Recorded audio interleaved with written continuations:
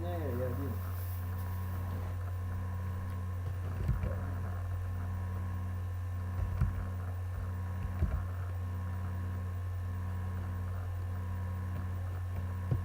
Даже так пустую.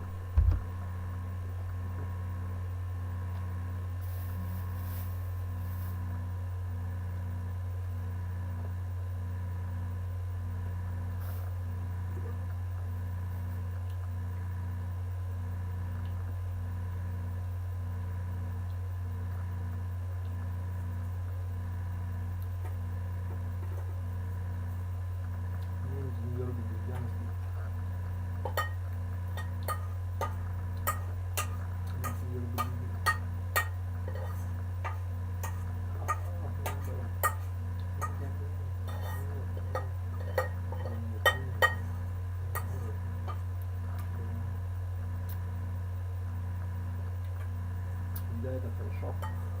Говоришь, плохо говорить, плохо, да, понял. Вот, извините, было, но уже себе так.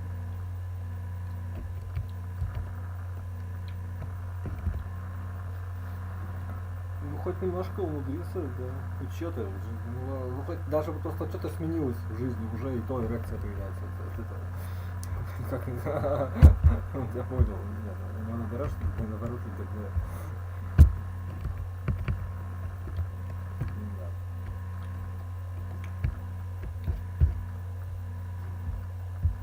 Нет, я не знаю, я тебе не могу объяснять.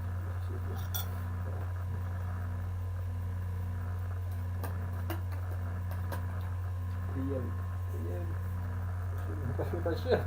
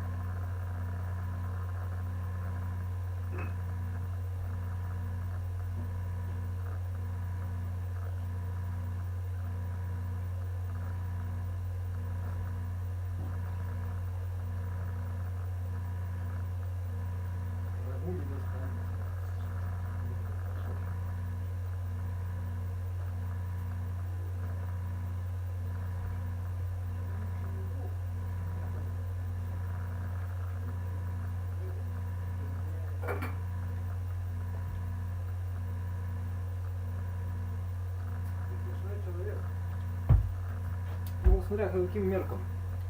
Ну, слушай, это интересно, ты говоришь, скажи, что вот, да, ты нищий. Ладно, забудь. Такое отмерено будет, да, я про себя говорю, да. Вообще я богатый, как бы, да. Но только как бы не по мужским, как бы. Ну какой ты че смеешься, что ли? Ну шутка это. Ну я здоровый. Относительно чего-то, да, то есть, ну да, понимаю. У меня есть я профессионал. Конечно, есть получше меня, то есть, ну относительно чего-то тоже. Да. Даже, в принципе, да, и это тоже, да. Много чего, да.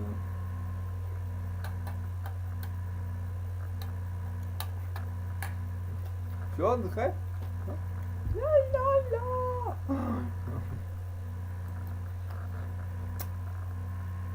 Нет, ну это же мама, это женщина же. Да. Вот в том-то и дело, что она не родная уже давно, да. Не родная тебе, да. Понимаю, например, да. Ну да.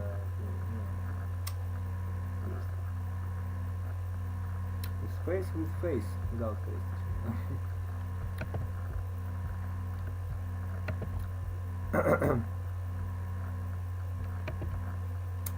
О, шут.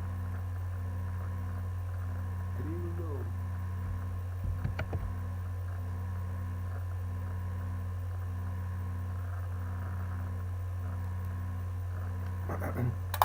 Хорошо.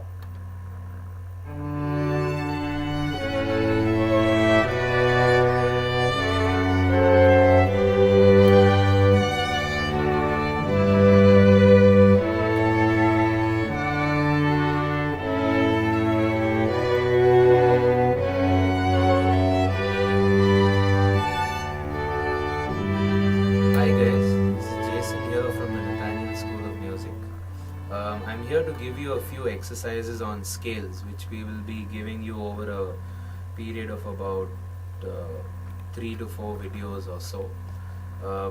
Now, as you have probably already been doing as a keyboard player, is to play scales up and down, ascending and descending. It's a good exercise primarily because it gets you to know the notes of your scale, and it's also a very good exercise on the fingers. It builds up strength and speed and all sorts of other things. But what I'm trying to show you in this short clip is how you can take the same exercise, which is playing the notes ascending and descending, but also developing strength in your ring finger and your little finger, which are among the weaker fingers as a keyboard player. So the traditional way to play the scale up and down is this. So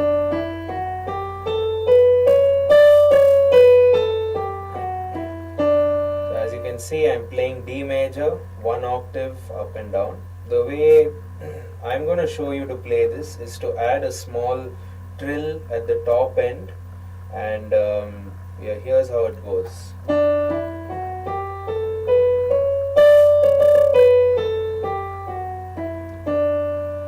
I'm going to show that again a bit slower.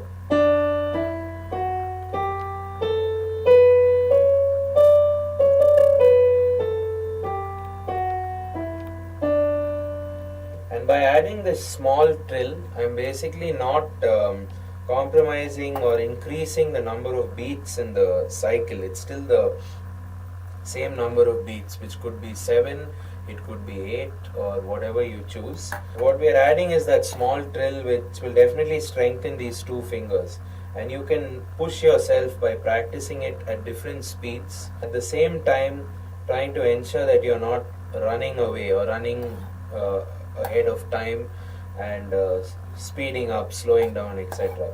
So I'm going to try and use my left hand to give me a counter while I'm playing the right hand. A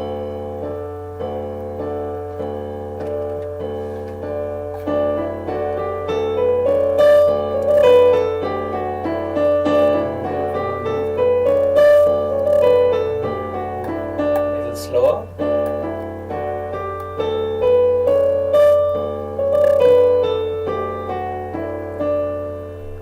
Faster.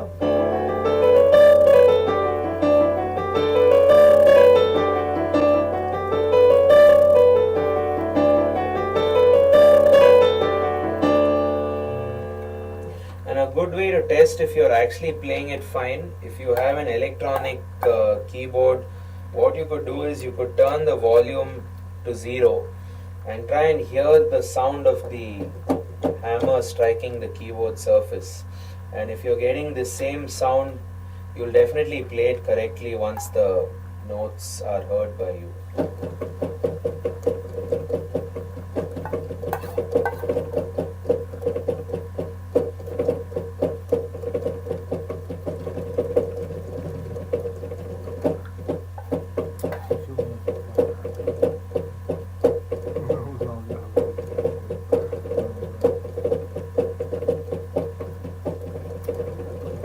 You need not only apply this exercise to the major scale, you can also apply this to a minor scale or a harmonic minor scale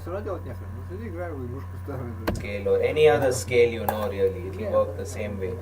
For example, D harmonic minor.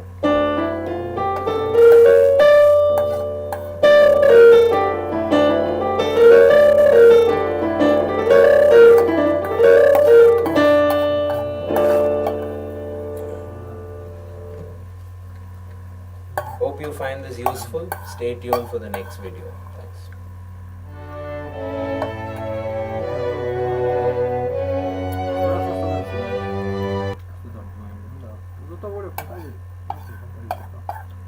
Ну нет, ну ты меня понял.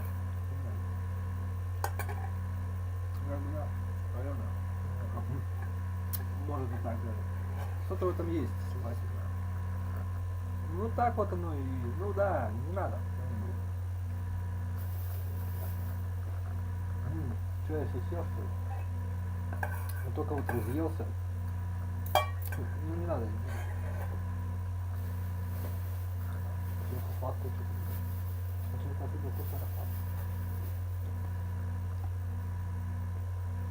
Что за штука, надо посмотреть?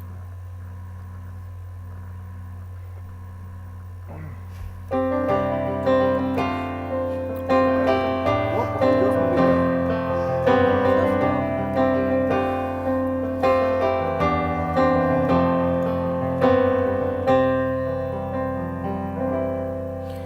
Hi guys, this is Jason here from the Nathaniel School of Music. In this lesson we are going to explore the chords of the major scale, everyone's favorite, from all sorts of different perspectives, ranging from the emotions the chords will give you, to the themes they can bring for your music, to also how you can connect them to build various chord progressions. So let's get started.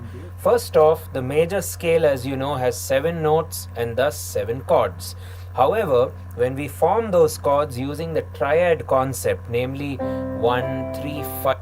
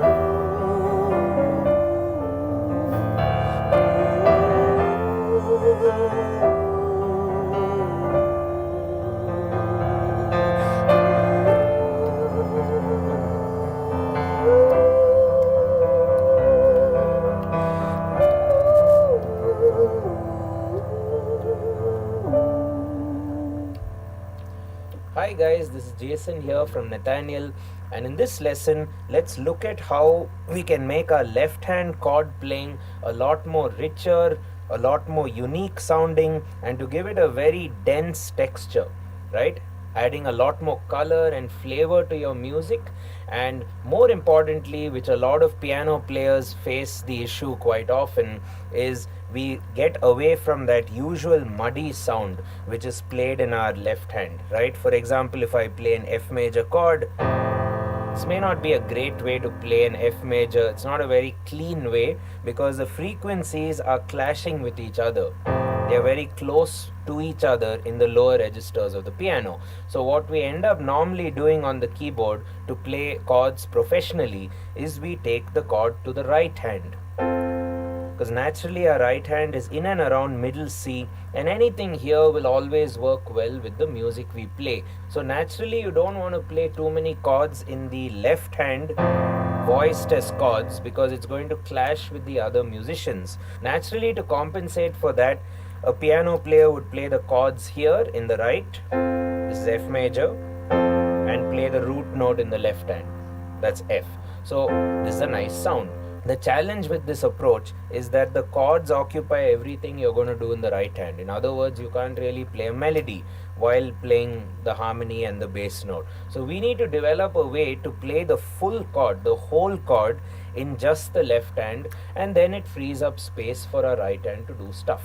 The first thing I'd like you to learn is the 10th interval, which is important for both the major and the minor chord, which we use very often. Let's find the 10th interval together. So I'm building it with respect to F. Now the 10th interval is very simple. It's nothing but a third played 1 octave higher. So if I take my F, the normal third would be A, but since it's played in the left hand, creates a very muddy, conflicting environment. So I will prefer to play the A up there. So in order to play these 10th intervals, your hands may need to be a bit wide in order to deal with that, but there are a lot of ways you could get around that. One way is with the sustain pedal. You could play the root, leave your hand, and then play the 10th. Let's do that again. Root. So I've left my hand and I've played the 10th there. But some of you who have wider hands, probably even wider than mine, I don't consider my hand width to be that wide to begin with, so you could play like this. You could actually play them together. So if you have wider hands, play it together. If you are not able to get this stretch, hold down your pedal, the sustain pedal, sound lingers, and then you go there to play the 10th. Let's do that together. That's your 10th interval. And then you also have a minor 10th, which is the minor third. And where does the minor chord happen? In a minor chord. So what will be the minor third with respect to F? A flat. Again, muddy there, so we play it higher. Again, it's quite a stretch, so if you can't stretch, use the pedal and jump, right? So pedal becomes a very important feature for your piano playing. So if you don't have a pedal, you might want to consider getting one, right? Now, we've got the root and we've got the minor third, or we got the major third. Now we need to fit in the middle note. What is the middle note? The remaining note of the chord, right? What is the remaining note now? The 5th. So we have the root, the third or the 10th, and the middle note will be the 5th, which is C. So I have to play C here. I can use my middle finger to play C, or I can use my index finger to play C. And there you have it. You have a very crystal clear and rich sounding texture of the F major chord, right? And it doesn't clash. In fact, it's so rich sounding that right now it sounds good even without the right hand. You can just use this as an accompaniment technique and chill out with your right hand for a bit, or maybe focus on a melody line which you could sing, right? So I'm playing it right now in an arpeggio, so you could consider just going up and down with the set of notes. I like that. Low note, middle note, high note, back to the middle note, or do it in sixes.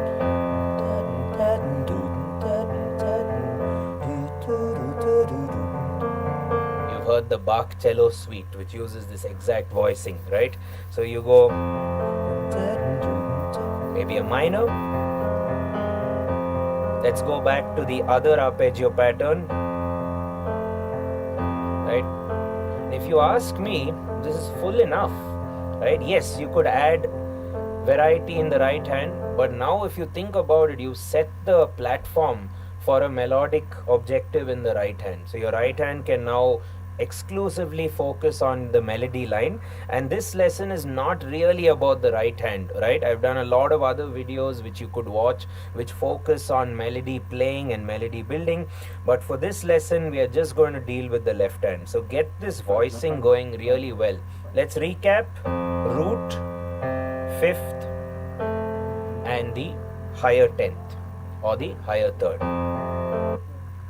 What would it mean to you if you didn't have to worry about your financial situation during times of crisis? In this video, I'm going to show you a new way you can take back control of your financial future by using an online business system to create an automated income online alongside your day job.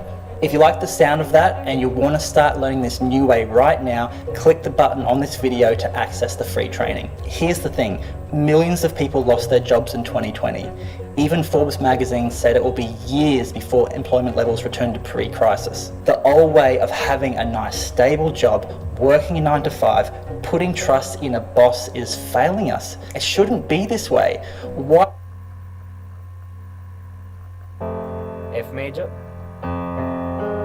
F minor.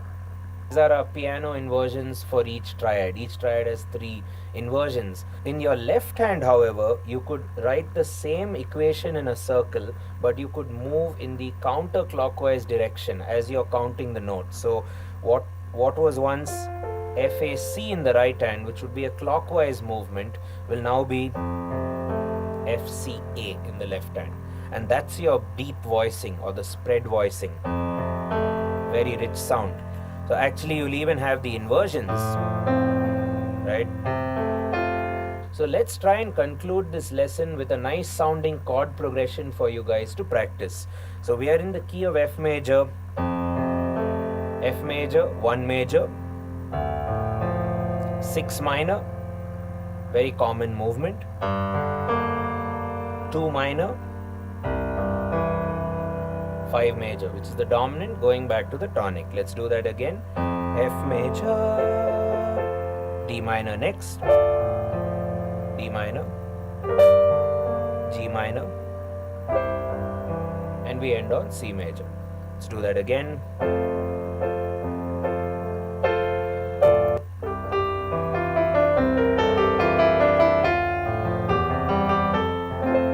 Right? So try to practice improvising over a melody over this 6s, 2 and 3, and or in a 3/4 environment. 1 and 2 and 3 and 1. I like this as well. If you're unfamiliar with the right hand, if it's taking you some time, focus on maybe singing while you... Okay, so let's recap the lesson, everyone. We've looked at spread voicing, which is a very clean way of playing chords in the left hand, adding also a dimension of richness and warmth and uniqueness and colorfulness and all these other fancy adjectives to the sound. So all you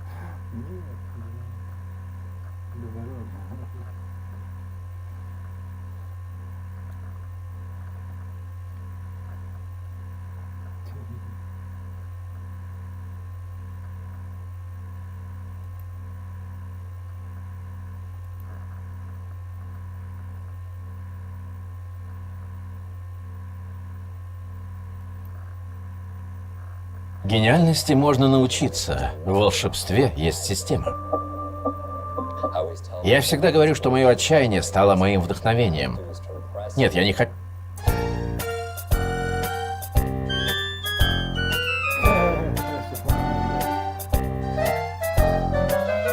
Я смотри, вот это как бы, понимаешь, оперирование операции. Операция, оперирование операции.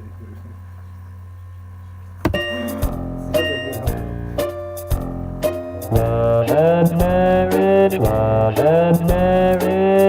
no better like a horse and carriage. This I tell you, brother, you can't have one without me. Love and marriage, it's an institute you taught this marriage. Ask the road and free and play with it's an elementary. Try to separate them. It's an illusion. Try, and you will only come to this conclusion. Love and marriage, go together like a horse and carriage. That was told my mother. You can't have one, you can't have one, you can't have one without me.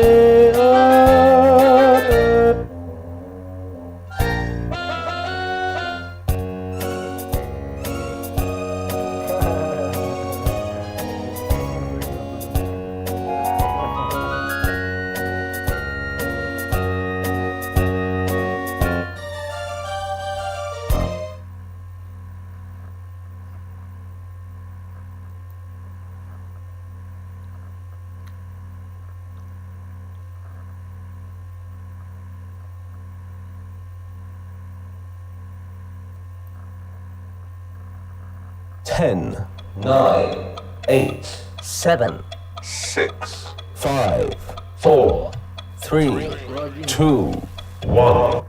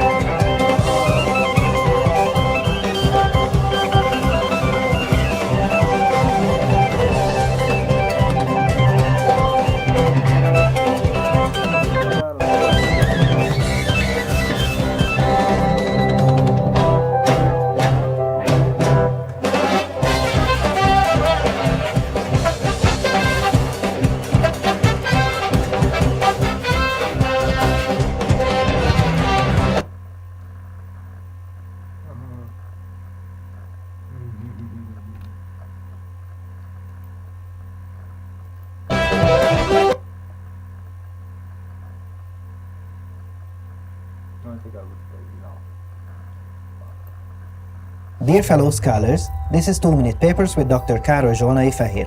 In the last few years, the pace of progress in machine learning research has been staggering. Neural network-based learning algorithms are now able to look at an image and describe what's seen in this image, or even better, the other way around, generating images from a written description. You see here a set of results from Big GAN, a state-of-the-art image generation technique, and marvel at the fact that all of these images are indeed synthetic. The GAN part of this technique abbreviates the term Generative Adversarial Network. This means a pair of neural networks that battle each other over time to master a task, for instance, to generate realistic-looking images when given a theme. After that, StyleGAN and even its second version appeared, which, among many other crazy good features, opened up the possibility to lock in several aspects of these images, for instance, age, pose, some facial features, and more, and then we could mix them with other images to our liking while retaining these locked-in aspects. I am loving the fact that these newer research works are moving in the direction of more artistic control, and the paper we'll discuss today also takes a step in this direction. With this new work, we can ask to translate our image into different seasons, weather conditions, time of day, the term Generative Adversarial Network. This means a pair of neural networks that battle each other over time to master a task, for instance, to generate realistic-looking images when given a theme. After that, StyleGAN and even its second version appeared, with the term Generative Adversarial Network. This means a pair of neural networks that battle each other over time to master a task, for instance, to generate realistic-looking images when given a theme. After that, StyleGAN and even its second version appeared, which, among many other crazy good features, opened up the possibility to lock in several aspects of these images, for instance, age, pose, some facial features, and more, and then we could mix them with other images to our liking while retaining these locked-in aspects. I am loving the fact that these newer research works are moving in the direction of more artistic control, and the paper we'll discuss today also takes a step in this direction. With this new work, we can ask to translate our image into different seasons, weather conditions, time of day, and more. Let's have a look. Here we have our input, and imagine that we'd like to add more clouds and translate it into a different time of the day, and there we go. Wow! Or we can take this snowy landscape image and translate it into a blooming flowery field. This truly seems like black magic, so I can't wait to look under the hood and see what is going on. The input is our source image and a set of attributes where we can describe our artistic vision. For instance, here, let's ask the AI to add some more vegetation to this scene. That will do. Step number 1, this artistic description is routed to a scene generation network which hallucinates an image that fits our description. Well, that's great. As you see here, it kind of resembles the input image, but still, it is substantially different. So, why is that? If you look here, you see that it also takes the layout of our image as an input, or in other words, the colors and the silhouettes describe what part of the image contains a lake, vegetation, clouds, and more. It creates the hallucination according to that, so we have more clouds, that's great, but the road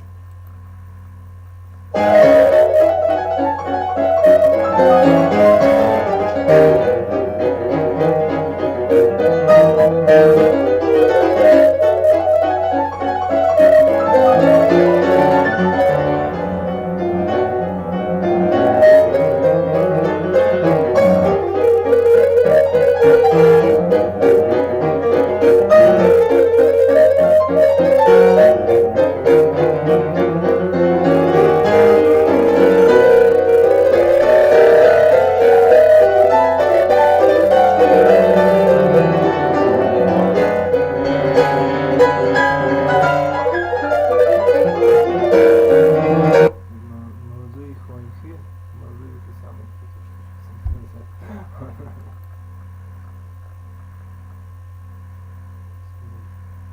Красный тоже. Выпустил.